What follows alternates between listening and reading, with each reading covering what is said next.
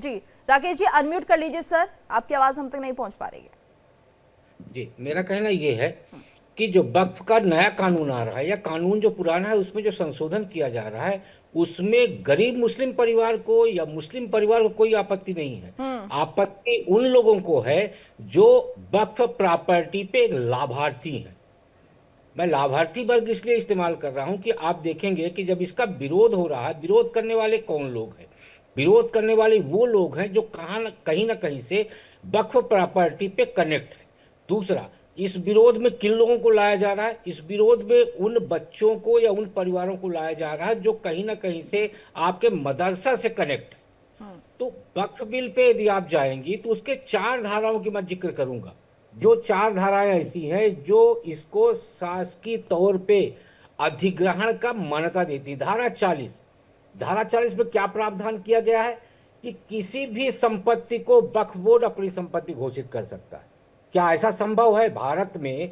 क्या ये किसी संविधान की किताब लेके हमारे भारतीय कांग्रेस के लोग और समाजवादी पार्टी के लोग, आरजेडी के लोग घूम रहे हैं? क्या मैं आपकी संपत्ति पे उंगली दिखा दूं वो जी संपत्ति मेरी हो जाएगी? ठीक ऐसा है संभव राकेश जी, नहीं है। आप इस बात को उठा रहे हैं सर कि वक्फ के अंदर ये लिखा हुआ है कि अगर कोई भी संपत्ति पर हाथ रख दिया तो उन्हीं की हो जाएगी, लेकिन अभी हमारे साथ पॉलिटिकल एनालिस्ट सैयद जव्वाद जी जुड़े थे और वो साफ तौर पर ये कह रहे हैं कि झूठ है।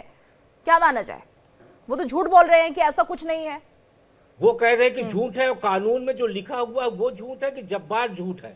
सवाल इस बात का है ना, मैं तो कानून में लिखी हुई बात की जी जिक्र कर रहा हूँ। बिल्कुल, जब्बार और लेकिन अपने बयान राजनीति दिए। इतनी है कि यहाँ पर वो एक्सेप्ट ही नहीं कर रहे हैं कि कानून में लिखा क्या हुआ है। अरे मैं दूसरी धारा का जिक्र किए देता हूं कि धारा जी 40 कहती है कि जिस तरह वक्फ बोर्ड के लोग उंगली उठा दे वो संपत्ति वक्फ की हो जाएगी। धारा 50 कहती है कि वक्फ बोर्ड जब मजिस्ट्रेट से कहेगा यानी कलेक्टर से बोलेगा कि ये संपत्ति हमारी है, उसको खाली करा के आप दीजिए, तो कलेक्टर उस संपत्ति को खाली करा के वक्फ बोर्ड को देगा। लेकिन आपकी संपत्ति यदि अधिग्रहित हो गई है, वक्फ बोर्ड ने ले लिया है, तो उसके लिए कहीं भी कानून में प्रावधान नहीं है कि आप उसकी सुनवाई के लिए कोई सरकारी दफ्तर का दरवाजा खटखटा सके। उसके लिए आपको वक्फ के ट्रिब्यूनल में जाना पड़ेगा। और वक्फ का ट्रिब्यूनल कहाँ है? उत्तर प्रदेश का वक्फ का ट्रिब्यूनल रामपुर में है। अरे रामपुर में क्यों रखा गया है भाई? राजधानी तो लखनऊ है ना, तो रामपुर क्यों रखा गया है? ये ऐसी प्रावधान है। अब आपको याद होगा कर्नाटक और तमिलनाडु का पूरे के पूरे गांव को वक्फ बोर्ड ने कहा कि हमारी है। 1500 साल पुराना मंदिर वहां है, तो क्या वक्फ बोर्ड 1500 साल पहले से है? इस्लाम धर्म 1500 साल पहले से है। ये ऐसी विसंगतियां हैं जिन विसंगतियों को दुरुस्त करने की जरूरत है। और मेरा मानना है इस कानून में संशोधन से सरकारी जमीन पे कब्जा खत्म होगा और गरीब मुस्लिम लोगों का जो जमीन पे अधिग्रहण होता है, उनकी संपत्ति पे अधिग्रहण होता है, वो संपत्तियों पे अधिग्रहण खत्म होगा। इसलिए कानून में बदलाव को लेके उथल पुथल उछल कूद सब मची हुई। जी ठीक है, महेश जी भी हमारे साथ जुड़े हैं। महेश जी यहाँ पर ये देखिए, अगर इतना विरोध होगा फिर उसके बाद सरकार के पास क्या ऑप्शन है? अभी एक बैठक होनी थी संसद में आज, लेकिन वो भी नहीं हुई है, तो क्या इसका प्रभाव पड़ रहा है? ये जो प्रदर्शन हो रहे हैं इसको लेकर सरकार कुछ सोच रही है? प्रदर्शन तो ये उन जमातों का है जो कभी भी किसी भी बात को लेकर, ये तो सब नियंत्रित है ना, बाहर के विदेशी हाथों से नियंत्रित है। ये कुछ जमात है जो कभी सीए के नाम पर हुड़दंग मचाती है, दंगा फसाद कराती है, कभी ये 3 तलाक के ऊपर जो है चीख पुकार शुरू करते हैं कि हमसे क्यों नहीं पूछा गया, कभी ये कहते हैं कि यूसीसी मत बदलो नहीं तो हमारा इस्लाम खतरे में आ जाएगा। तो ये वो लोग नहीं हैं जो पूरे मुसलमान या पूरे मुस्लिम समाज का कहीं प्रतिनिधित्व करते हैं। ये वो लोग हैं जो अपनी दुकान चलाते हैं, ये दुकानदार हैं। इन दुकानदारों की बात से अगर कहीं हम विचलित होके देश के प्रति या देश की जनता के जो भले का काम है वो हम रोक देंगे। हमारी बहन बेटियों की आप देखिए, इंडिया टुडे का रिपोर्ट होता था, शेख आता था साहब, मैंने हम सिहर उठते थे। 15 साल की बच्ची से निकाह रात में करता था, उसकी एक मेहर की रकम सेट होती थी, सवेरे वो मेहर की रकम पे करता था और चला जाता था। 3 लाख से ज्यादा, यही उवैसी के फादर, मुझे अच्छी तरह से याद है, उस समय पार्लियामेंट रिपोर्ट हम करते थे, ये उवैसी के फादर ने उस रिपोर्ट को पढ़ा था और उस समय मालूम है क्या कहा कि 3 लाख हमारी बच्चियों को बेश्या बना दिया गया। वो तलाक जो है, जो हमारी बहन बेटियों को बेश्या बनाने पे मजबूर करता था, ऐसी व्यवस्था को समर्थन करने वाले लोग ही कौन थे? इनसे कभी किसी ने पूछा कि तुम्हारी भी बहन बेटी है? अगर वो 3 तलाक का कानून आता है तो ये हुड़दंग करते हैं। कभी सीए आता है तो ये मुसलमानों को भड़काते हैं कि तुम्हें जो है इस देश से बाहर निकाल दिया जाएगा, और ये सड़क पे शाहीन बाग जैसे तमाशा करते हैं। और उसके आड़ में आज देखिए कोर्ट में, कई कोर्ट ने भी एक्सेप्ट कर लिया कि हाँ ये सारे दंगाई थे, सारे अलगाववादी थे, ये सबने पैसे लेके और शाहीन बाग जैसे जो ठीक है, यानी किसी भी कानून के अंदर अगर संशोधन होता है, किसी भी बिल के अंदर संशोधन की बात होती है तो भ्रमित करने की राजनीति हो जाती है। सरकार चुनी है अपने फायदे के लिए, इनको क्या अधिकार है? अपने फायदे के लिए भ्रमित करने की एक राजनीति जो है वो देखने को मिलती है।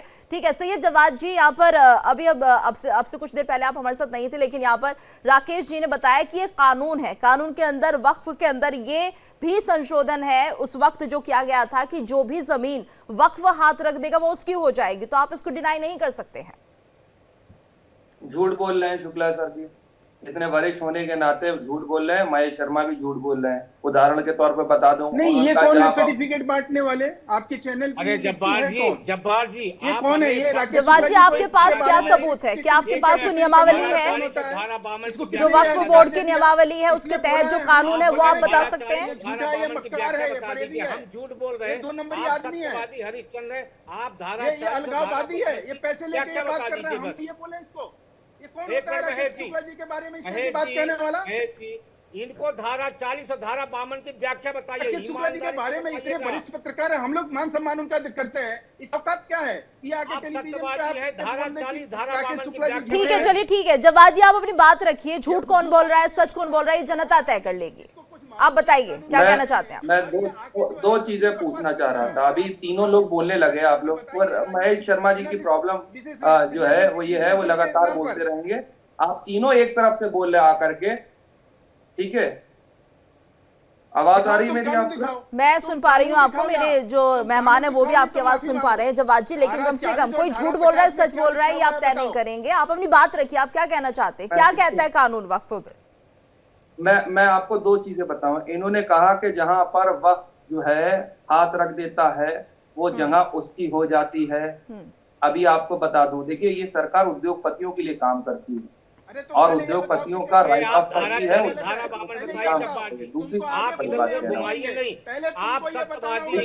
सर एक एक करके बोलिएगा, सर एक एक करके। अपनी बात को सही साबित करिए। ठीक है राकेश जी, महेश जी एक सेकंड के लिए प्लीज। नहीं जवाद जी की बात का जवाब हम दे रहे हैं ना। जवाद जी आप ये कह रहे हैं कि यहाँ पर व्यापारियों को फायदा पहुंचाने की कोशिश है, व्यवसायियों को फायदा पहुंचाने की कोशिश हो रही है, उससे हटकर आप ये बताइए कि ये जो कानून है, ये जो लॉ था, इसमें क्या क्या प्रावधान थे और क्या नियम थे? बस ये मैं मैडम बोल दूं, लगातार ये बोलते रहेंगे दोनों। नहीं आप बीच में, लेकिन जवाद जी ये मत कहिए ना किसको फायदा पहुंचाया जा रहा है किसको नुकसान। पहले तो वक्फ को लेकर ही बात कर लेते हैं। वक्फ बोर्ड क्या है, क्या है ये बोर्ड और क्या है इसके नियम? जी ये आप थोड़ी दिन तय करेंगे कि मैं क्या बोलूंगा क्या नहीं बोलूंगा। वो वहां जो सवाल आपसे पूछा जाएगा सर जवाब तो आप वैसे ही देंगे ना। सवाल तो वक्फ बोर्ड को लेकर पूछा जा रहा है कि संशोधन के लिए जब जेपीसी का गठन हुआ था, जेपीसी का जब गठन होता है तो क्यों आपने नहीं बताया वो पॉइंट्स जिन पर आपको आपत्ति थी? मेरा हो गया। आप 3 लोग लगातार कंटिन्यू बोल रहे हैं, आप डिबेट करवा रही हैं, आपको ये नहीं पता कि अगर कोई जवाद जी मैं डिबेट करवा रही हूँ और मुझे पता भी है कि कैसे करना, और मैं हर किसी को मौका दे रही हूँ, मैं आपको भी मौका दे रही हूँ, लेकिन आप इधर उधर की बातें ज्यादा कर रहे हैं सर। आप पॉइंट की बातें कर ही नहीं रहे। वक्फ बोर्ड को लेकर आप बताइए ना सर क्या नियम कहते हैं। आप कहते हैं नहीं ये नियम नहीं है उसके अंदर, ठीक है उस पर बात कीजिए ना सर पहले, उसके बाद आप आरोप लगाइएगा कि हाँ किसको फायदा पहुंचाया जा रहा है किसको नुकसान पहुंच रहा है, लेकिन पहले वक्फ बोर्ड का तो बताइए क्या है उसके अंदर नियम। मैम वक्फ बोर्ड के अंदर नियम सुन लीजिए और फिर सरकार की मंशा भी सुन लीजिए, लेकिन चुपचाप सुनिएगा। लगातार आप बोलती रहेंगे तो नहीं समझा पाऊंगा। अभी इन्होंने कहा कि वक्फ बोर्ड की धारा 40 ये कहती है, ठीक है, कि अगर एक बार वक्फ ने अपनी हाथ रख दिया तो वक्फ बोर्ड के अंदर जो संपत्ति जिसपे रख दिया वो उसकी हो गई, फिर कोई सुनवाई नहीं। अरे इसी देश के अंदर ट्रिब्यूनल के अंदर केसेस चलते हैं, और ट्रिब्यूनल कौन चलाता है? देश के अंदर 70 से अधिक ट्रिब्यूनल चल रहे हैं जिनको सरकार चलाती है। ट्रिब्यूनल के अंदर जो अधिकारी बैठते हैं वो कौन होते हैं? या तो हाई कोर्ट के या फिर जिला जज के रिटायर्ड जज होते हैं या बड़े बड़े अधिकारी होते हैं। और उसके बाद अगर ट्रिब्यूनल के अंदर सेटिस्फेक्शन नहीं मिलता है तो हाई कोर्ट भी जाया जाता है और सुप्रीम कोर्ट भी जाया जा सकता है। ये झूठ बोला जा रहा है देश के साथ। और तीसरी सबसे बड़ी बात बताऊं, आप कह रहे हैं वक्फ बाय यूजर खत्म कर दे रहे हैं। अरे कैसे खत्म कर देंगे आप वक्फ बाय यूजर? आर्टिकल 26, 27, 28, 29, 30 से लेकर जो फंडामेंटल बेसिक राइट दिए गए हैं, आर्टिकल 16 को जो राइट दिया गया, तो उसका आप क्या करेंगे आकर? क्या करना चाह रहे हैं उसमें? मतलब फंडामेंटल राइट्स का वायलेशन आप करेंगे आकर के, उसके बाद डिसाइड करेंगे कि हम नहीं करें। तीसरी सबसे बड़ी बात, जो वक्फ बोर्ड के अंदर सर्वेयर होते हैं, जो सर्वे वाले करने जाते हैं, जो अधिकारी होते हैं, वो कौन लोग होते हैं? वो सरकार के नहीं लोग होते हैं। वो कहां से आ जाते हैं? या वक्फ बोर्ड के अपने अपॉइंट करे होते हैं, या वक्फ बोर्ड के लोग तनख्वाह देते हैं? सरकार उनको तनख्वाह देती है। वक्फ बोर्ड का जो चेयरमैन नियुक्त होता है, उसको कौन लोग करते हैं? वो दर्जा प्राप्त राज्य मंत्री होता है। वक्फ बोर्ड के अंदर जो पूरी अध्यक्ष उपाध्यक्ष, जो उसकी पूरी शूरा बनती है, उसके जो मेंबर होते हैं, वो कौन अपॉइंट करता है? वो भी सरकार अपॉइंट करती है। और बाकायदा उस पॉलिटिकल पार्टी की जिसकी सरकार होती है, वो उसी पॉलिटिकल पार्टी की आइडियोलॉजी से जुड़े हुए लोग होते हैं जिनको अपॉइंटमेंट मिलता है। देश के अंदर 32 से ज्यादा जो है वो चल रहे हैं, और सारी पावर्स निकाल करके एंड ऑफ द डे आप कह रहे हैं कि डीएम को दे देंगे। पावर डीएम को आप कर देंगे। डीएम किसका मुलाजिम होता है? सरकार का मुलाजिम होता है। जो ट्रिब्यूनल्स होते हैं उनको भी मानने को तैयार नहीं हो रहे हैं, खुद ही अपनी ही महकमे को, जिसको सरकार नहीं। अरे वक्फ बोर्ड है कहां? इसी संसद ने कानून बनाया था ना, इसी संसद के अंदर कानून बना था वक्फ बोर्ड का अधिनियम 1954 से लेकर 64 से लेकर के 95 के अंदर, 2013 के अंदर तमाम संशोधन के होने के बावजूद किसी ने वक्फ बोर्ड को खत्म करने की प्लानिंग नहीं करी। सबने वक्फ बोर्ड को जवाद जी, यहाँ पे वक्फ बोर्ड को खत्म कहाँ किया जा रहा है? कुछ संशोधन किए जा रहे हैं, उन्हें एक्सेप्ट करना है। अगर आपत्ति है तो उसके लिए आपत्ति जता दीजिए। ये सरकार का जो झूठा रवैया है, ये यही करते हैं। हम किसी नहीं तो ये झूठ तो आप लोग भी फैला रहे हैं ना, ये झूठ तो बाहर भी ये फैलाया जा रहा है कि वक्फ में गड़बड़ी की जा रही है, कुछ गलत तरीके से आप लोगों को प्रेजेंट कर रहे हैं। आप उनको बता ही नहीं रहे हैं जो आपके कौम के लोग हैं कि आप एक भ्रम फैलाने की कोशिश कर रहे हैं ना। आप समझाइए कि नए संशोधन में क्या है, पुराने में क्या था, और अगर आपत्ति है तो आपत्ति दर्ज कराइए। यही तो सवाल है जी। बता रहा हूँ, सुना इतनी देर क्या बता? सुन लिया सर, इतना सुन लिया। हमारे साथ और भी मेहमान जुड़ रहे हैं। आरजू खान जी हमारे साथ जुड़े, प्रवक्ता है आरजेडी के।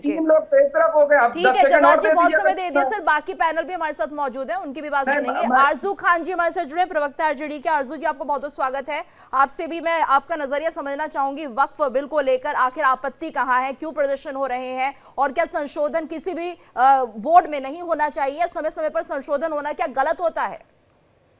देखिए, संशोधन होना चाहिए, इसको मैं गलत नहीं मानता हूँ, लेकिन संशोधन किसी को विश्वास में लेकर होना चाहिए। वो विश्वास नहीं दिखता है, यहाँ पे जिद दिखती है। अकेले जो एनडीए समर्थित जो सरकार है वो जिद दिखा रही है, क्योंकि जो इसमें 7 लोग और लोग हैं जो मुस्लिम संगठन है, इसमें और भी जो मुस्लिम वक्फ बोर्ड के जो मेंबरान है, वो सारे लोग इस पे आपत्ति जताते कर रहे हैं। तो मुझे ये समझ में आता है कि लोकतांत्रिक अधिकार है, सबका अपना अपना मतलब, अगर उससे विरोध प्रदर्शन करता है तो विरोध प्रदर्शन भी होना चाहिए, विरोध जताता है तो उसको सुनना भी चाहिए। बिहार प्रदेश में क्या हुआ कि 3 बार जो 7 जो संगठन है, जो मुस्लिम संगठन है, जिसमें मुस्लिम पर्सनल लॉ बोर्ड, इमारत शरिया, खानकाह मुजीबिया रहमानिया, ये तमाम लोग हैं। ये सारे लोग 2-3 बार नीतीश कुमार से मिले, लेकिन 4थी बार जब वो लगातार मेमोरेंडम भी पेश किए, उसके बाद अगर आज भी वो उनसे मिलना चाहते हैं तो नीतीश कुमार का दरवाजा बंद हो चुका है। अविश्वास यहाँ पे है, और जिस चीज को लेकर अविश्वास है कि उस संशोधन बिल से उनका साफ कहना यह है कि इसमें हमारे जो मकानात हैं, जो कब्रगाह है, जो मदरसे हैं, जो मकबरे हैं, वो सब खतरे के गिरजद पे आ गए, खतरे के घेरे में आ गए हैं। तो इस अविश्वास को कौन दूर करेगा? सरकार के लोग दूर करेंगे। और सबसे बड़ी चीज है, बिहार हो या फिर वो केंद्र की सरकार हो, जो भी वक्फ बोर्ड होता है उसका जो चेयरमैन भी अगर घोषित होता है तो बिना सरकार के बिना पे थोड़ी होता है। सरकार उसमें ये करती है। ठीक है आरजू जी, आप कह रहे हैं पहले भी जो नियम था उसमें भी सरकार का पूरा दखल था, अब जो नया बिल बनेगा उसमें भी दखल होगा, तो आपत्ति कहाँ है? थोड़ी ट्रांसपेरेंसी अगर किसी बिल में, किसी बोर्ड में देखने को मिलेगी तो आप बताइए उसमें आपत्ति कहाँ हो सकती है?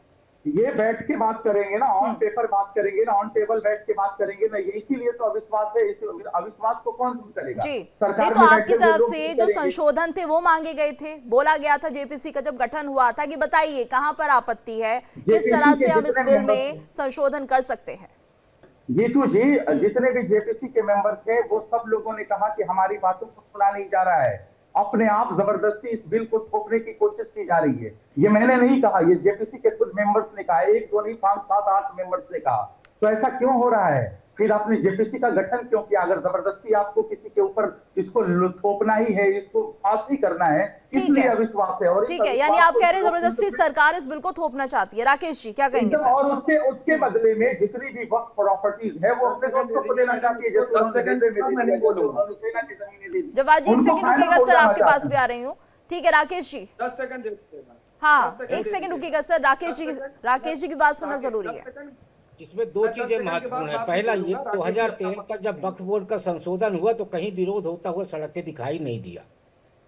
पहली बार वक्फ बोर्ड के खिलाफ सड़क पर उतरे हुए। दूसरी बात, यदि जेपीसी का गठन हुआ और जेपीसी के मेंबर इसके विरोध में थे तो जेपीसी के मेंबर सारे के सारे जेपीसी से इस्तीफा देके बाहर क्यों नहीं चले जाए? नंबर 3, जेपीसी के पास 1 करोड़ से ज्यादा ईमेल आए हुए हैं और 75,000 से ज्यादा दस्तावेज शामिल किए गए हैं संपत्तियों को लेके। तो मेरा यह कहना है कि यदि वास्तव में वक्फ बोर्ड के पास उसकी जमीन के सारे दस्तावेज हैं तो जेपीसी के पास उन्होंने प्रस्तुत किए होंगे। अब मैं आपको एक ओवैसी जी का एक बयान बताता हूं। ओवैसी जी ने कहा कि उत्तर प्रदेश में 1,21,000 की जो प्रॉपर्टी है उसमें 1,11,000 के दस्तावेज या पेपर नहीं है, यानी सिर्फ 10,000 के पेपर और दस्तावेज है। सवाल ये उठ रहा है कि वक्फ बोर्ड पे यदि पारदर्शिता की बात की जा रही है, सरकार पहले भी उसको देखती थी, सरकार अभी भी उसको देखती है या उसको देखेगी, तो इस संशोधन पे हाय तौबा क्यों? यदि सरकार ही देख रही थी और सरकार ही देखेगी तो मेरे ख्याल से फिर समस्या किसी को नहीं आनी चाहिए, ना किसी राजनीतिक दल को और ना ही किसी सामाजिक संगठन को। ये तो जी ठीक है। जवाद जी 10 सेकंड ही दूंगी सर, महेश जी के पास भी जाना है, उनसे भी उनकी प्रतिक्रिया। अभी आपने जिस धारा के बारे में आपने गलत बयानी करी, जिसमें मैंने कहा आप लोग झूठ बोल रहे हैं, उसकी धारा 40 ये कहती है कि कहीं पर भी अगर वक्फ बोर्ड, अगर आप कह रहे हैं कि इस बात को क्लेम करता है तो उसके बाद सुनवाई नहीं होती। ये किसने आपको बताया शुक्ला जी? धारा 40 का नियम ये कहता है कि अगर हमने कहीं पर किसी का कहा है कि जमीन हमारी है तो उसके लिए मुझे नोटिफिकेशन जाएगा और अगर कोई बात होगी तो केस ट्रिब्यूनल के अंदर चलेगा। ट्रिब्यूनल के अंदर फैसला नहीं होगा तो हाई कोर्ट में अपील होगी और हाई कोर्ट में अपील नहीं होगी तो डायरेक्ट सुप्रीम कोर्ट के अंदर अपील होगी। आप क्यों देश को बलगला रहे हैं इतने वरिष्ठ पत्रकार तो होने के? आपको लगता है जवाद जी ऐसा कोई केस सामने मैं आया है? बरगला रहा हूँ, सुनिए नेताजी, मैं बरगला रहा हूँ। धारा 40 में साफ प्रावधान है कि यदि वक्फ बोर्ड किसी जमीन की तरफ देख लेता है तो मालिक को बताना जरूरी नहीं है। कौन से ट्रिब्यूनल में जाएंगे? अभी आप ट्रिब्यूनल बता रहे थे कि सुप्रीम कोर्ट के जज होते हैं। वक्फ बोर्ड का अपना ट्रिब्यूनल है, अपनी दुकान है, अपना मकान है, अपना सामान नहीं है, अपना नहीं है, गलत बोल रहे हैं। यदि वक्फ बोर्ड फिर झूठ बोला आपने, उसका अभी कोई फिर आपको करेक्ट करूंगा, नहीं है। फिर करूंगा। धारा 52 में वक्फ बोर्ड कहता है, अब धारा 52 पे चले गए 40 के बाद। टुके ना, मैं दोनों धाराओं की बात किया हूँ। धारा 52 में दंडाधिकारी को वक्फ बोर्ड कहता है कि ये जमीन अतिक्रमित है, उसको खाली करा के दीजिए। 30 दिन के अंदर दंडाधिकारी उसको खाली करा के देता है। लेकिन जहां तक धारा 40 की बात है, धारा 40 में मालिक को सूचित करना अनिवार्य नहीं है। मैं नहीं बरगला रहा, देश को आप जैसे लोग बरगला रहे। देश को यह कहा जा रहा सारी मस्जिद हड़प ली जाएगी, सारे धार्मिक स्थल खत्म कर दिए जाएंगे। ये मुझे लगता है कहना ठीक नहीं है। देश में सद्भावना रखिए। धारा 40 कह रही है कि वक्फ बोर्ड के बाद धारा 40 ये कह रही है, क्लियरली कह रही है, धारा 40 ये कह रही है कि अगर उसको लग रहा है और वक्फ की संपत्ति को किसी ने कर रखा है तो वो नोटिस दे सकती है। वक्फ की बहुत सी संपत्तियों पे लोगों का कब्जा है और वक्फ को लगेगा तो वो कहेगी जाकर के ये नोटिस पकड़ो और मैं इस पे क्लेम कर रहा हूं, ये मेरी है। ये गलत झूठ फैलाया जा रहा है और उसके बाद केस ट्रिब्यूनल में चला जाता है। ट्रिब्यूनल में जाने के बाद आप कह रहे हैं ट्रिब्यूनल में इनका, अभी आपने कहा जो अधिकारी होते हैं वो अधिकारी कौन अपॉइंट करता है? वो सरकारी अधिकारी नहीं होते राकेश शुक्ला जी। उनको तनख्वाह कौन देता है? ट्रिब्यूनल के अंदर जो लोग बैठते हैं उनको तनख्वाह कौन दे रहा है? ट्रिब्यूनल देश के अंदर कौन चला रहा है? ट्रिब्यूनल जो है कोर्ट के हेल्पिंग हैंड है। 70 से अधिक ट्रिब्यूनल देश के अंदर चल रहे हैं। आप ये सरकार चला रही है, सब सरकार चला रही है। जब्बार भाई, तो संशोधन को लेकर इतना हाय तौबा क्यों मच रही है? इसलिए है 2013 तक आपने संशोधन हाय तौबा नहीं मचाई, तो अब भी हाय तौबा नहीं मचाइए, करने दीजिए। नहीं, अब आपको धारा 40 पे जवाब मिला? आपको धारा 40 पे सेटिस्फाइड हुए? मैं बोल रहा हूँ धारा 40 पे कोई जवाब नहीं मिला। नोटिस देती है, मैं दे रहा हूं। भाई साहब, उसके मालिक को सूचित नहीं किया जाता। आप कुंभ मेले पे दावा किया गया कुंभ वक्फ की जमीन है, पार्लियामेंट वक्फ की ना ना जमीन है, ना ना, आप क्या है? फिर झूठ बोला आपने, क्या नोटिस फिर आपने आपने? झूठ बोला। आपने नोटिस शाहबुद्दीन, दिया? आपके सुनिए, मुस्लिम समाज के लोगों ने बयान दिया कि पार्लियामेंट जो है वो वक्फ बोर्ड की संपत्ति है, कुंभ की जमीन सुनिए वक्फ सुनिए बोर्ड की संपत्ति है। सुनिए सुनिए सुनिए सुनिए राकेश जी, आप इतने वरिष्ठ है, किसी मुसलमान ने बयान दे दिया, क्या वक्फ बोर्ड ने बयान दिया? ये किसी भी कोई भी आदमी मुसलमान बयान दे देगा तो जगह हो जाएगी ऐसा? वक्फ बोर्ड ने दिया, कोई मौलाना बयान दे दे, कोई भी XYZ बयान दे दे, उसके बयान की वैल्यू है क्या? ये बयान अगर वक्फ बोर्ड का चेयरमैन टाइम पे अरे आपने करा खंडन खंडन नहीं किया। अरे आप ऐसा है, सुनिए, खंडन खंडन खंडन कर दिया। समाज भ्रम अरे जो फैलाया जा रहा है गजब समाज बात- के अंदर, गजब उसको बात है। खत्म करिए। अरे भाई सुनिए, सुनिए, सारे देश की, अभी आपने कहा मैं मुसलमानों के, सारे मुसलमानों के ठेकेदार हम नहीं है, सारे हिंदुओं की ठेकेदार RSS BJP नहीं है। कौन मौलाना क्या बयान दे देता है, उससे मुझे क्या लेना देना? मैं तो संवैधानिक वैधता चेक करूंगा ना, कि जो व्यक्ति चेयर पे बैठा हुआ है वो बयान दे रहा है या उल जलूल आदमी दे रहा है। मैं उसकी बातों पे कैसे यकीन कर लूंगा? वो तो प्रोपेगेंडा है, हेडलाइन चलाने के लिए, हेडलाइन स्टूडियो में बनाने के लिए, फलाने के नाम पे बहस हो जाए। लेकिन वक्फ बोर्ड के चेयरमैन ने या किसी वक्फ बोर्ड के अधिकारी ने आकर के ये स्टेटमेंट दिया कि वहां पे कुंभ में जमीन है, वो तो ऐसे मौलाना को पैसे दीजिए, मैं आपके खिलाफ बुलवा दूंगा। ये तो मीडिया का प्रोपेगेंडा मैं जानता नहीं हूं, ये सरकार का प्रोपेगेंडा नहीं जानता। ऐसे बहुत से भोंगा पंडित होते हैं, कहिए मैं उनको पैसे देकर स्टेटमेंट दिलवा दूं आपके खिलाफ? क्या करेंगे? क्या आप पंचायत नहीं है? बात आप अभी कह रहे हैं, बात- यही बात स्पष्टता से होनी चाहिए। उसकी वजह से आपने बड़ी अच्छी बात कही, उसकी वजह से जो भ्रम का माहौल तैयार होता है वो भ्रम का माहौल समाप्त हो। और संशोधन को लेकर जो आपत्तियां हैं, जैसे भी RJD के हमारे प्रवक्ता जी ने कहा, सच्चाई है। पंडित जी, आप RJD पे मत जाइए, आप मेरे ऊपर रहिए पंडित जी, माननीय पंडित जी, मैं आपका सम्मान कर रहा हूं। मैं आपके ऊपर आ रहा हूँ, आप मेरे ऊपर सवाल डाल, मैं आपसे दो चीजें पूछ रहा हूं। वक्फ बाई यूजर, मेरे पास पैसे हैं 100 रुपए, मैं शुक्ला जी को दान देना चाह रहा हूं। सरकार कह रही है कि नहीं हमको दान दो, हम शुक्ला जी को कितना दान देंगे ये हम डिसाइड करेंगे। आप समझ रहे हैं इसका मतलब? मेरा पैसा, मेरी कमाई हुई चीजें जवाद जी, क्या प्रावधान, ये तो है ही नहीं, आप गलत बता रहे हैं सर। सरकार क्यों कहेगी, इस देश में, सरकार क्यों कहेगी कि आप बताइए आप किसको दान देना चाहते हैं? इस देश में दान, ये तो आप गलत बता रहे हैं जवाद जी। बारे में नहीं पता, नए संशोधन को लेकर आप गलत जानकारी पर फिर से दे रहे हैं। आप गलत कह रही हैं, आपको नहीं पता। ठीक है महेश जी, महेश जी बताइए, क्या सरकार इसमें ये रोल प्ले कर रही है कि अगर कोई अपनी जमीन किसी को दान करना चाहता है तो वो पहले सरकार को बताएगा? नहीं, ये झूठ का एक पुलिंदा लेके ये बैठे हुए हैं जो ये शख्स, पता नहीं इन सब चीजों की जानकारी इनको कितनी है। वो लगातार एक वरिष्ठ पत्रकार को तो जानकारी है, झूठा और गलत। देखिए मैं बीच में नहीं बोला, सुन लीजिए जवाद जी, सुन लीजिए मैं सभ्य तरीके से महेश जी नहीं बोले थे आपके बीच में, थोड़ा वक्त दीजिए उन्हें पढ़ा बोलने लिखा के व्यक्ति लिए। अगर है तो ये चुपचाप बैठे रहे बोलिए, और ये बोलिए। सुने। कलकत्ता हाई कोर्ट का निकाल लो, देख लो, पढ़ लो। हाई कोर्ट से ऊपर नहीं हो ना इस देश के मुसलमान, हाई कोर्ट से ऊपर हो गया है क्या? आप जैसे मुसलमान जो मुसलमानों के इस देश में बर्बाद करने पे तुले हुए हैं, कभी उनके गुर्बत पे बात करते हो, कभी शिक्षा के ऊपर बात करते हो, कभी स्वास्थ्य के ऊपर बात करते हो, कभी उनकी बहन बेटियों की दुर्दशा के ऊपर बात करते हो। शर्म आनी चाहिए। पढ़ लिख के यही काम करते हो कि कोई बाला बुला देता है, 2 पैसे तुम्हें खिला देता है, तुम अनाथ शराब आके टेलीविजन पे बोलना शुरू कर देते हो। कलकत्ता हाई कोर्ट का 24, सुनो मैं पढ़ के बताता हूँ। कलकत्ता हाई कोर्ट ने क्या कहा? कलकत्ता हाई कोर्ट से ऊपर नहीं हो ना, या उससे भी ऊपर हो गए हो? बताओ। उससे ऊपर सुप्रीम कोर्ट है। 29 फरवरी 2024 कलकत्ता उच्च न्यायालय ने यह कहा, यह तय करने के लिए क्या कोई मुकदमा किसी कानून द्वारा बरती है, यह वाद पत्र में किया गया कथन है जिसे व्याख्यात करना होगा, और जो ट्रिब्यूनल न्यायाधिकरण ने जो आदेश दे दिए उसके ऊपर किसी प्रकार से विचार करने योग्य कानून नहीं है। विचार करने योग्य कानून क्या होता है? ये कोलकाता हाई कोर्ट का डिसीजन है। उंगली खड़ा कर देने से कुछ नहीं होगा। ये मैं ये दिखा रहा हूं, तुम्हारे तरह झूठ नहीं बोल रहा हूं। अभी तो कह रहे थे कि कोर्ट जाया नहीं जा सकता, फिर हाई कोर्ट का हवाला दे रहे हो। अरे भाई मैं आपसे इसीलिए कैसे पढ़ा करो।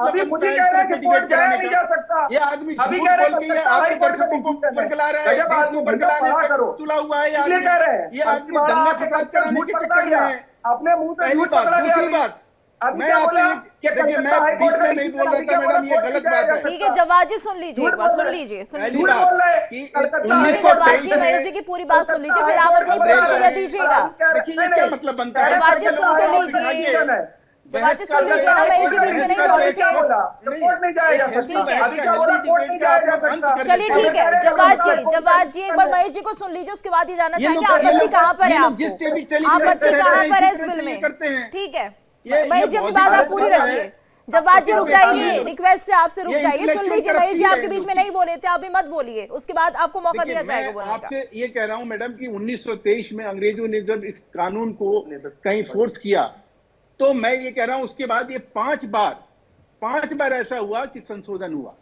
और 5 बार के संशोधन में कभी भी इन लोगों की अलाप बिलाप प्रलाप, ये जो जमात है, ये जो गैंग है, इसकी अलाप बिलाप प्रलाप नहीं सुनाई पड़ा। जी। क्यों?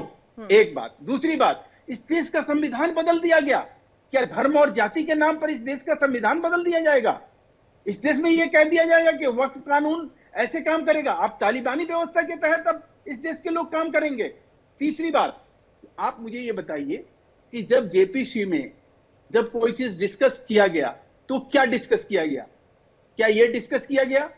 क्या ये किसी ने पूछा कि आजम खान, अकबर अहमद जम्पी 140 एकड़ वक्त का जमीन जिसके ऊपर रिजोर्ट चलता था बरसों बरस से, कांग्रेस के ऑफिस कर्नाटक में जी के साथ जाफर शरीफ ने दिया। अब आप AR अंतुले जब मुख्यमंत्री थे, उन्होंने पूरा मार्केट बनाया है। तमिलनाडु में जाके देखिए, आज भी वक्त लैंड पे पूरा कांग्रेस का ऑफिस और मार्केट चल रहा है, जिसका किराया मिलता है। ये लूट का एक जरिया बनाया हुआ है क्या? ये धंधा है। और चीखते और चिल्लाते हो और उसके बाद लोगों को गुमराह करने की कोशिश करते हो। वक्फ का मतलब ये नहीं होता है कि इस्लाम के नाम पर आप करप्शन और भ्रष्टाचार करें। आज सीबीआई के सैकड़ों केस और मुकदमे इन ठीक है। वक्त में ठीक है, घोटाले और आशु जी भी घपले कुछ का। कहना मैं चाह एक रहे हैं। उदाहरण देके समझाना चाहता हूं आपको। ठीक कि है। आप मुझे ये बता दीजिए कि वक्त के नाम पर कोई एक ऐसी जगह बता दीजिए जो आप जमीन लेते हो, उसको कहीं डेवलप करते हो, उसको कहीं आप जनहित में यूज करते हो, कोई ऐसी जगह बता दीजिए। चलिए कोई ठीक है। ऐसा चैरिटेबल ठीक है, महेश संस्था जी, चला रहे महेश हो, जी, वक्फ लैंड। महेश जी अरे समय वक्फ नहीं है, लैंड आरजू पे सारा आरजू जो खान है जी कुछ कहना चाह रहे हैं, उनकी बात भी सुन लेते जरिया हैं। बनाते हो। ठीक है जवाब जी, भ्रष्टाचार आपको बहुत करते हो। समय मिल चुका है। फिर मैं नहीं बोलूंगा। आरजू खान जी कुछ मैं नहीं कहना चाह रहे बोलूंगा। हैं, रुक जाइएगा सर, रुक जाइएगा। आरजू खान जी काफी देर से कुछ कहना चाह रहे हैं, सुन लेते हैं उन्हें भी। आरजू जी, ठीक है आरजू जी बोलिए सर, कर बोलिए। जाते हैं, इन्हीं से ये कर लो। आरजू खान जी अपनी बात रखिए। ये जो भारतीय जनता पार्टी के जो नेता बैठे हुए हैं, अभी कह रहे थे कि संविधान को बदलना चाहते हो। संविधान को तो साहब आप बदलना चाहते हैं, 400 पार लाओ, देश के संविधान को बदल देंगे। और आपने कहा कि दूसरे लोगों को आप कहते हैं कि धर्म के ठेकेदार बने हो। आपसे बड़ा धर्म का फर्जी ठेकेदार कौन होगा? आपसे बड़ा कौन होगा जो लाखों की जमीन करोड़ों में बेचती है? पहले ही छत में राम मंदिर की, जो पहले ही बारिश में राम मंदिर की छतें टपक जाती है, पहले ही बारिश में राम पथ जो है वो गड्ढे हो जाते हैं, पहले ही बारिश में अयोध्या जंक्शन की दीवारें ढह जाती हैं, पहले ही चीज में ये पता चल गया कि आप बीफ कंपनियों से भैया इसका वक्त कानून से क्या लेना देना है यार? मैं आ रहा हूँ प्लीज, आप मुझे इंटरप्ट मत करिए, मैंने बड़ा खामोशी से सुना है आपकी जो, इसी को शायद कहते हैं बेशर्मी वाली सियासत। आप खुद फर्जी ठेकेदार बने हुए दूसरों को कहते हो। और एक जो राकेश जी जो थे, जो राजनीतिक विश्लेषक बन के बैठे हैं, मैं पटना की बात बताता हूँ। पटना के बगल में फतुहा है महज 25 किलोमीटर पे, वहां वक्फ बोर्ड ने अपना एक बिल जो है चस्पा कर दिया था किसी के दरवाजे पे लेके कि ये जो जमीन है, जो घर है, ये जमीन हमारी है। और इसी पटना को हाई कोर्ट में उसका चल रहा है केसेस। तो सबसे पहले तो भ्रम की स्थिति आप फैलाते हो, कहते हो कि ट्राइब्यूनल के बाद कोई वक्फ बोर्ड में कोई सुनवाई नहीं हो सकती। जिसने वक्फ बोर्ड का जमीन कह दिया उसके तरफ कोई आंख उठा के नहीं दे सकता। इससे बड़ा झूठ और भ्रम कौन पैदा कर सकता है? तो झूठे आप दिखाओ ना। अरे भाई दिखाओ ना, कहाँ पे लिखा हुआ है? जब हाई कोर्ट में चलता है मामला यार, और ट्राइब्यूनल में चलता है, तो आप जो ट्राइब्यूनल है एक मुसलमान बन के, नहीं एक मुसलमान होने का मतलब यही होता है क्या? एक मुसलमान बनने का या एक मुसलमान के नाते आप यही बात करोगे? मुझे इंटरप्ट मत करिए, जो देश के खिलाफ है, जो संविधान के खिलाफ है। सुनिए बड़ा दिल करके, नहीं देश के खिलाफ और संविधान के खिलाफ आप मुसलमान बन के बात करोगे? भ्रम आप फैलाते हैं, ध्यान है यार, भ्रम आप फैलाते हैं कि जो जिसने वक्फ बोर्ड की जमीन कह दी उसके तरफ किसी का अधिकार नहीं हो सकता। बिल्कुल, हम साफ कहते ये सच हैं है। इस टीवी स्क्रीन पे बैठ चलिए ठीक है आरजू जी, आरजू जी ये बताइएगा, आरजू जी, आरजू जी ये बताइए जो जमीन वक्फ के पास है क्या उसे लिया जा सकता है? आरजू जी, ठीक है भाई जी, एक सेकंड रुक जाइएगा सर, प्लीज रुक जाइएगा। आरजू खान जी मुझे ये बताइए जो जमीन वक्फ के पास है क्या उसे लिया जा सकता है? क्यों नहीं लिया जा सकता है? हाँ, ये प्रावधान कैसे है लिया जा सकता है बताओ? नहीं, धारा किस नियम के तहत? बहुत अच्छा। किस नियम के तहत? अगर असंवैधानिक तरीके से किसी ने कब्जा किया है तो क्यों नहीं लिया जा सकता है? नहीं, किस नियम के तहत? देश में अगर कोई असंवैधानिक तरीके से कब्जा किया है तो उसको लिया जा सकता है, क्यों नहीं लिया जा सकता है? लेकिन उसके लिए देश में कागजात ठीक है, कैसे? ठीक है। सबूत होते तो हैं। ये जो गरीब मुस्लिम लगातार सवाल उठा रहे थे वक्फ बोर्ड को लेकर, शिकायतें कर रहे थे, सर एक सेकंड सुन लीजिएगा प्लीज। आरजू खान जी, आरजू खान जी, आरजू खान जी बहुत बड़ी तादाद, आरजू खान जी, आरजू खान जी बहुत बड़ी तादाद उन गरीब मुस्लिमों की थी जिन्होंने वक्फ बोर्ड को लेकर आवाज उठाई थी, शिकायतें की थी, सवाल उठाए थे कि उनकी जमीन को वक्फ ने ले लिया है और अब वो जमीन वापस नहीं मिल रही है। उसके बाद ही संशोधन की प्रक्रिया शुरू हुई है। इस देश में कानून है, कानून से ऊपर कुछ भी नहीं है। कोई भी अगर कहीं भी अगर अच्छा तो सर ये भी बता दीजिए कितने मामले वक्फ के सुप्रीम कोर्ट में चले गए हैं? आप कह रहे हैं प्रावधान है सुप्रीम कोर्ट जा सकते हैं, आखिरी कोर्ट ट्रिब्यूनल है, बता देता हूं आपको, लेकिन आप कह रहे हैं सुप्रीम कोर्ट, हाई कोर्ट जा सकते हैं, तो वो कैसे होगा? कितने मामले चल रहे हैं ऐसे? ट्रिब्यूनल में कौन बैठता है? ट्रिब्यूनल में सरकार के ही लोग बैठते हैं, जो भी बैठते हो, लेकिन अगर वहां से कोई संतुष्ट नहीं है, वहां से संतुष्ट नहीं है तो आगे जाएंगे, अपर कोर्ट में जाएंगे कि नहीं जाएंगे? अरे मैडम अभी इन्होंने संसद को ठीक है सर, ठीक है, बता दी इन्होंने। चलिए ठीक है, जवाद जी भी कुछ कहना चाह रहे हैं, बोलिए सर। संसद को वक्त की संपत्ति बता दी, आप बताइए क्या किया जाए? अपने दोस्तों को फायदा, अडानी का घर। ठीक है, बस यही बात यहाँ पे खत्म हो जाती है, अडानी अदानी इनके नाम महेश वर्मा जी ने बोला जो मुद्दा है वो खत्म हो जाता है। वक्फ बोर्ड को लेकर सवाल उठ रहे हैं, गरीब मुसलमानों को लेकर सवाल उठ रहे हैं, उनकी जमीन का बेजा इस्तेमाल ना हो उसको लेकर सवाल उठ रहे हैं, लेकिन जो मामला है वो कहीं और चला जाता है, इसे हम कहते हैं राजनीति करना। ठीक है जवाद जी बोलिए, अपनी बात रखिए। डिजिटल रिकॉर्ड अभी भारतीय जनता पार्टी के नेता ने ये बोला कि कोर्ट नहीं जाया जा सकता, भ्रष्टाचार और खुद कह रहे हैं कलकत्ता हाई कोर्ट ने डिसीजन दिया है। अभी सर एक एक करके बोलिएगा प्लीज, एक एक करके, एक एक करके अपनी बात रखिए। अभी देखिए यही, अभी इनका झूठ मैंने कैसे पकड़ लिया। अभी इन्होंने कहा कि केस कहीं नहीं चल सकता, एक बार जो फिर कलकत्ता हाई कोर्ट का जजमेंट सुना रहे हैं बैठ करके, और वो जजमेंट कलकत्ता हाई कोर्ट का खुद ही कोर्ट कर रहे हैं। इट मींस कोर्ट जाया जा सकता है, कोर्ट डिसीजन देता है उसमें। कलकत्ता हाई कोर्ट हमसे कह रहे कलकत्ता हाई कोर्ट से ऊपर नहीं हो गए, और दूसरी तरफ ये कह रहे हैं कि कोर्ट जाया नहीं जा सकता। खुद ही झूठ बोल रहे हैं और खुद ही कॉन्ट्रोडिक्ट कर रहे हैं। इसीलिए कोर्ट तो जाएंगे मेरे भाई, तैयारी तो जाते हैं। जबलपुर हाई कोर्ट में हम गए ना, अभी हाल में जबलपुर हाई कोर्ट का अभी तो कह रहे कोर्ट जाया ऑर्डर पढ़ लो, जिसमें उसने ये कहा कि भाई वक्फ कानून के तहत अभी लोग गए, उन्होंने कहा कि भाई जो स्मारक है वो ASI जो है उसके तहत वो आता है, वक्फ कानून के तहत नहीं आता है, तो वक्फ कानून उस पर ऊपर लागू नहीं है। वो इसी बात के लिए लेकर गए थे कि आप जो है इसको सुनिए, क्योंकि वक्फ कानून ये कहता है बुनियादी का ट्रिब्यूनल का फैसला जो है उसको कोई भी निगरानी, कोई कोर्ट कचहरी नहीं कर सकती है। कानून है आज की डेट में 2013 के हिसाब से। रुकेंगे अब गीतू, आप रोकेंगे इनको? अभी तो हमको ज्ञान दे रहे थे बीच में, ना बोलो, ये ना करो और वो ना करो, फिर आप रोक नहीं रही उनको। मैं इसीलिए कह रहा हूँ सही। जवाद जी ये बताइए आपत्ति कहाँ है? जवाद जी ये बता दीजिए नए बिल को लेकर आपत्ति कहाँ है?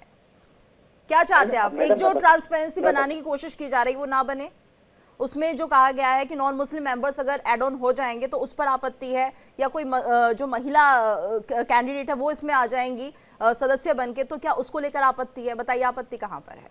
हाँ, चोर के दाढ़ी में तिनका। ठीक है महेश जी एक बार सुन लेते जवाद जी को। ठीक है एक एक करके आपको बता दो, एक करके। पहला सवाल आपका ये था कि वक्फ बोर्ड में महिलाएं आ जाएंगी। मैडम ऑलरेडी वक्फ बोर्ड में महिलाएं होती हैं, ये गलत झूठ है, फैलाया जा रहा है। दिल्ली वक्फ बोर्ड के अंदर महिलाएं हैं, देश के अंदर 32 वक्फ बोर्ड हैं, 32 वक्फ बोर्ड में कई जगह ऐसा है जिसके अंदर महिलाएं हैं, कभी कोई रोक नहीं लगाई गई कि महिलाएं नहीं आ सकती। जो अपॉइंटमेंट होता है वक्फ बोर्ड के चेयरमैन का, फिर बीच में ठीक है महेश जी पूछ रहे हैं कहाँ पर है, कहाँ पर वक्फ बोर्ड में महिलाएं भी शामिल हैं। ठीक है, अभी कभी नहीं बन पाओगे काबिल, बीच में नंबर बनाने से इतने बड़े नेता नहीं बन जाओगा बीजेपी के। मैं तो आपसे पूछ रहा हूँ, मैं नेतागिरी थोड़ी कर रहा हूँ। सर मुद्दों पर बात कीजिए ना, आप कह रहे हैं महिलाएं भी शामिल है, कहाँ पर है, किस बता दीजिए, किस प्रदेश में है? सुनना है या नहीं है? मैंने आपको दिल्ली वक्फ बोर्ड का, अब आप बताइए, आदरणीय प्रधानमंत्री जी मुख्यमंत्री रहे गुजरात के, उन्होंने वक्फ बोर्ड का चेयरमैन किसी महिला को नियुक्त क्यों नहीं करा?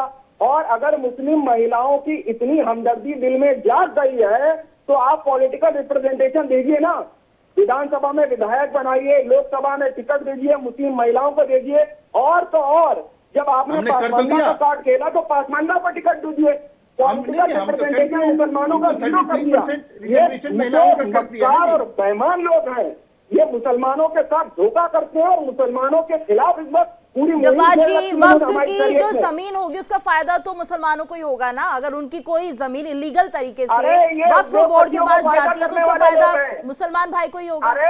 अरे ये उद्योगपतियों से चंदाखोर लोग चंदा पी गए, चंदा खा गए, सुप्रीम कोर्ट ने लेटार लगाई। ये तो उन लोगों ने चंदा खा गए जो गौ हत्यारे हैं। ये देश के बारे में सोचेंगे, ये ना सनातन के हमदर्दी है और न देश के हमदर्दी है, न मुसलमानों के, न अकलियतों के। ये कहाँ से सर्टिफिकेट देने लगे? ये तो पैमान लोग हैं। चलिए कोई किसी को सर्टिफिकेट नहीं देगा, लेकिन इस बिल को लेकर आपत्ति क्या है? या फिर जो विपक्ष है सिर्फ राजनीति कर रहा है और उन मुस्लिमों के लिए नहीं सोच रहा है जिनको वक्फ बोर्ड से शिकायत है? ठीक है जवाद जी ऐसे मुसलमान भी हैं देश में जिन्हें वक्फ बोर्ड से शिकायत है, जिनकी जमीन को गलत तरीके से वक्फ ने कब्जाया है, ऐसे लोग भी हैं। उनकी बात सुनेंगे आप? उनकी बात भी सुनेंगे? वक्फ बोर्ड को लेकर सवाल क्यों उठे थे ये बताइए ना। कितने ऐसे फरियादी हैं जो मुस्लिम धर्म से ही जुड़े हुए हैं और उन्हीं की जमीन को कब्जाया गया है, उन्हीं की जमीन को कब्जाया गया है। वो गरीब मुसलमान जिनके पास छोटी सी जमीन होती है, थोड़ी जमीन होती है, और उस पर भी अगर वक्फ बोर्ड अपना कब्जा जमा देता है तो उनके लिए सुनवाई के लिए कोई नहीं है।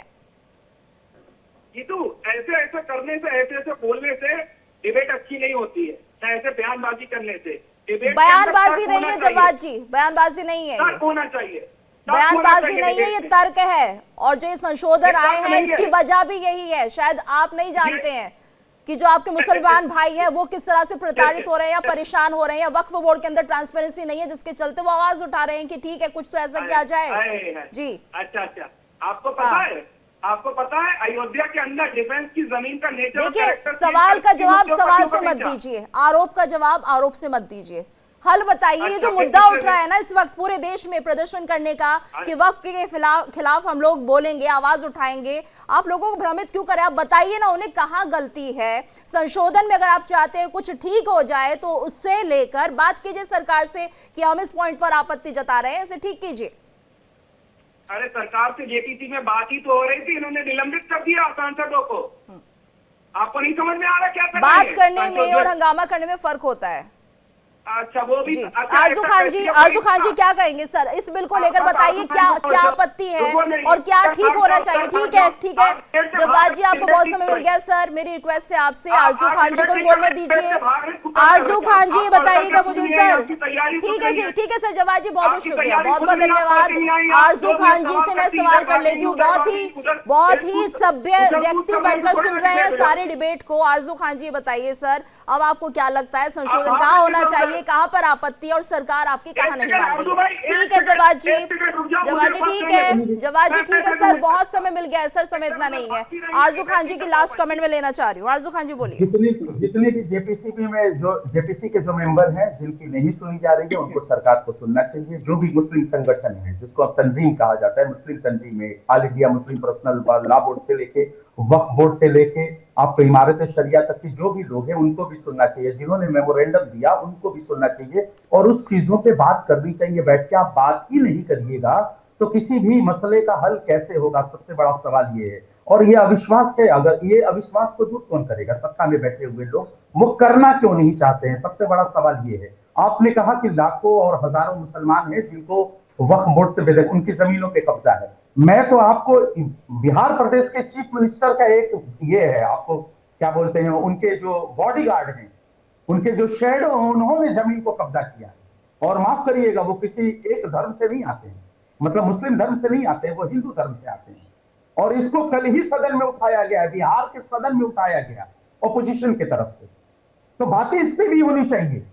आरजू खान जी, सर भ्रष्टाचार का कोई धर्म नहीं होता, यहाँ पे हिंदू और मुसलमान की तो बात हो ही नहीं रही है, वो कोई भी हो सकता है। हो रही है, मैं मानता हूँ इस चीज को, मैं आपकी बातों से एकदम डिनाय नहीं कर रहा हूँ कि भ्रष्टाचार का कोई धर्म नहीं होता है। लेकिन बार बार जब जातियां बताई जाती है, जब मुल्ला कहा जाता है, कटमुल्ला कहा जाता है, जब किसी की मस्जिद टोपी और दाढ़ी पे बात किया जाता है कि इफ्तार पार्टी क्यों दिया जा रहा है, जालीदार टोपी पे बात किया जाता है, तो ये जो संवैधानिक पद पे बैठे हुए लोग हैं ना, उनके ऊपर शोभा नहीं देता है। आईना बराबर दिखाना चाहिए, विपक्ष को भी सत्ता को भी।